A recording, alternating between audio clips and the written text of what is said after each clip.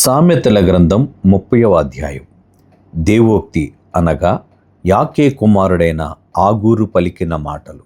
ఆ మనుష్యుడు ఇతీయేలునకును ఒక్కాలునకును చెప్పిన మాట. నిశ్చయముగా మనుష్యులలో నా వంటి పశుప్రాయుడు లేడు, నరులకున్న వివేచన నాకు లేదు.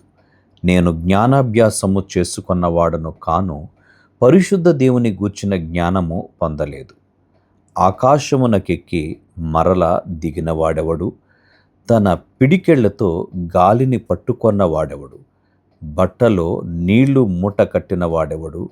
భూమి యొక్క దిక్కులన్నిటినీ స్థాపించిన వాడెవడు? ఆయన పేరేమో, ఆయన కుమారుని పేరేమో నీకు తెలిసియున్నదా? దేవుని మాటలన్నీయు పుటము వేయబడినవే. ఆయనను ఆశ్రయించు వారికి ఆయన కేడెము.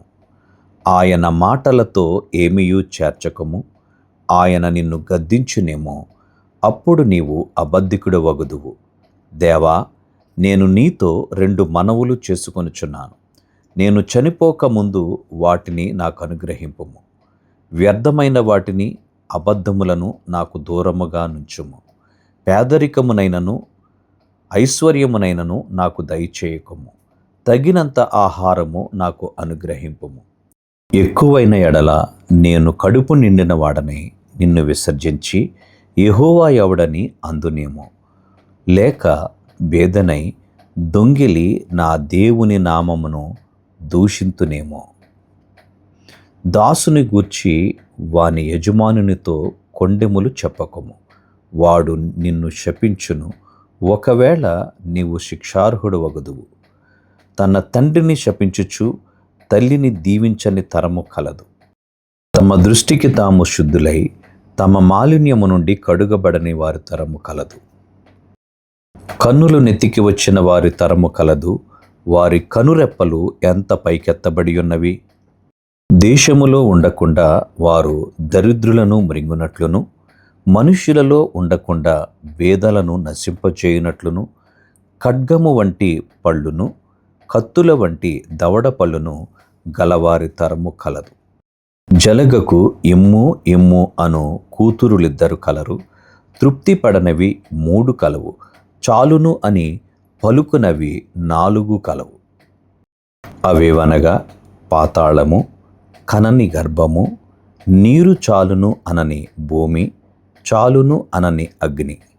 తండ్రిని అపహసించి తల్లి మాట విననొలని వాని కన్ను లోయ కాకులు పీకును. పక్షిరాజు పిల్లలు దానిని తినును. నా బుద్ధికి మించినవి 3 కలవు. నేను గ్రహింపలేనివి 4 కలవు. అవేవనగా అంతరిక్షమున పక్షిరాజు జాడ, బండ మీద సర్పము జాడ, నడి సముద్రమున వాడ నడుచు జాడ, కన్యకతో పురుషుని జాడ. జారిని యొక్క చర్యయును అట్టిదే. అది తిని నోరు తుడుచుకొని నేను ఏ దోషము ఎరుగనను. భూమిని వణికించినవి 3 కలవు. అది మోయలేనివి 4 కలవు. అవేవనగా రాజరికమునకు వచ్చిన దాసుడు, కడుపు నిండా అన్నము కలిగిన మూర్ఖుడు, కంటకురాలయుండి పెండ్లి అయిన స్త్రీ, యజమానురాలికి హక్కుదారురాలైన దాసి. భూమి మీద చిన్నవి 4 కలవు, అయినను అవి మిక్కిలి జ్ఞానము గలవి. చీమలు బలము లేని జీవులు, అయినను అవి వేసవిలో తమ ఆహారమును సిద్ధపరచుకొనును. చిన్న కుందేళ్ళు బలము లేని జీవులు, అయినను అవి పేటు సందులలో నివాసములు కల్పించుకొనును. మిడుతలకు రాజు లేడు, అయినను అవన్నీయు పంక్తులు తీరి సాగిపోవును. బల్లిని చేతితో నీవు పట్టుకొనగలవు, అయినను రాజుల గృహములలో అది యుండును. డంబముగా నడుచునవి 3 కలవు. టీవీతో నడుచునవి 4 కలవు. అవేవనగా ఎల్ల మృగములలో పరాక్రమము గలదై ఎవనికైనా భయపడి వెనుకకు తిరుగని సింహము, సోణంగి కుక్క, మేకపోతు, తన సైన్యమునకు ముందు నడుచుచున్న రాజు. నీవు బుద్ధిహీనుడవై అతిశయపడి యుండిన ఎడల, కీడు యోచించి యుండిన ఎడల నీ చేతితో నోరు మూసుకొనుము.